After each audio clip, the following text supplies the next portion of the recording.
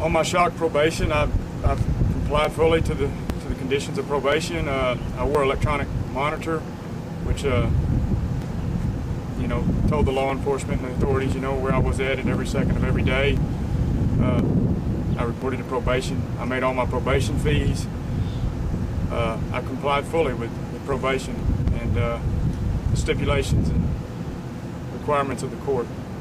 Those 2 years have now expired, and despite another offer by the family to pay restitution, Roddy has been forcibly returned to state prison.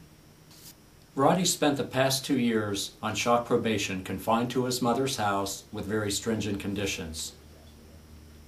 Roddy was electronically monitored as if he had been a repeat or violent offender, which he is not. He was permitted to leave for medical reasons, reasons involving court or lawyer matters, and to go to church on Sundays but not on Wednesdays.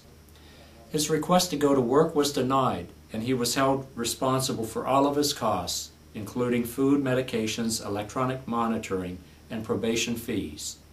Roddy's severe medical condition prevents him from obtaining affordable health insurance.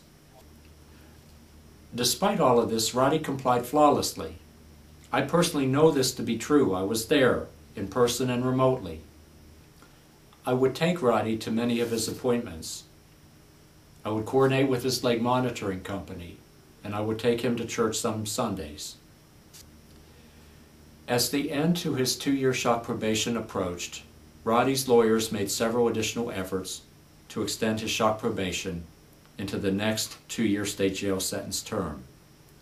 Despite Roddy's complete compliance, no extension was granted.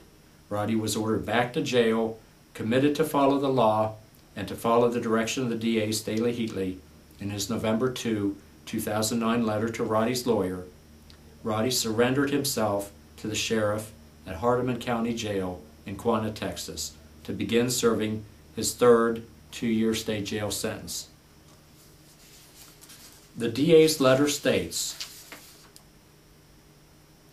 "A special condition of Mr. Pippin's probation is that he report to the Hardeman County Sheriff on November 8, 2009 to begin serving a 2-year state jail sentence in cause number 3882.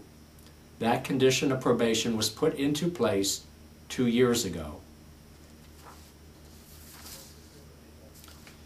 As we can all note, Roddy's return was required and is not the result of any violation of his shock probation terms.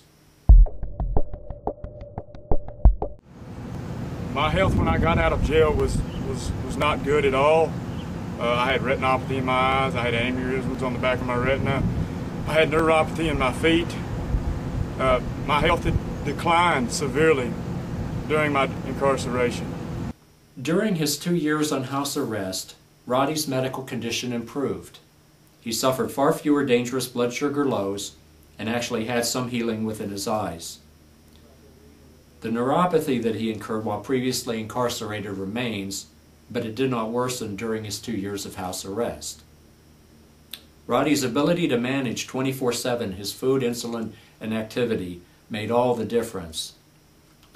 He could monitor his blood sugars and immediately address his condition at any instant, day or night. And all of this was privately funded.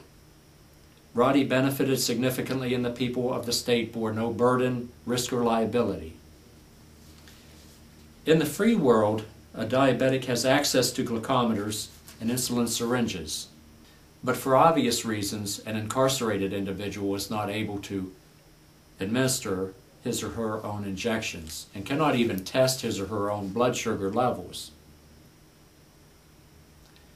Security features such as multiple locked doors inhibit the arrival of emergency personnel when severe blood sugar lows are encountered, and can even prevent jailers from noticing that a medical emergency has begun. Both the cost and the risk are high. The resulting damage can be permanent, life-changing, or even life-ending. I believe it's virtually a death sentence, possibly. If not a death sentence, it will for sure and most definitely be a hindrance to my health in the future, and my condition will become worse, and I will develop many complications because of the nature of confinement and the lack of proper, efficient, and adequate medical care inside. Roddy's condition is not fiction. Roddy cannot help that he was already sentenced to life with this debilitating disease before his foolish teenage acts led to his arrest. The care that he has received in Texas prisons has taken its toll. This has been demonstrated in court. The situation caused Judge Juanita Pavlik to question the legality of his Texas confinement.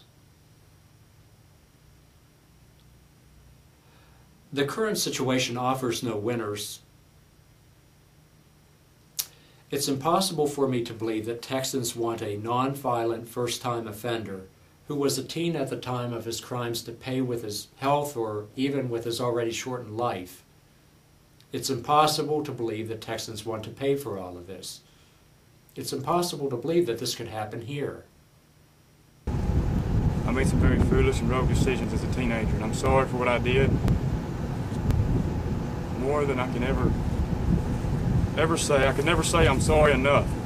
But I'm sorry for what I did as a teenager. I'm sorry for stealing the people's livestock in this county.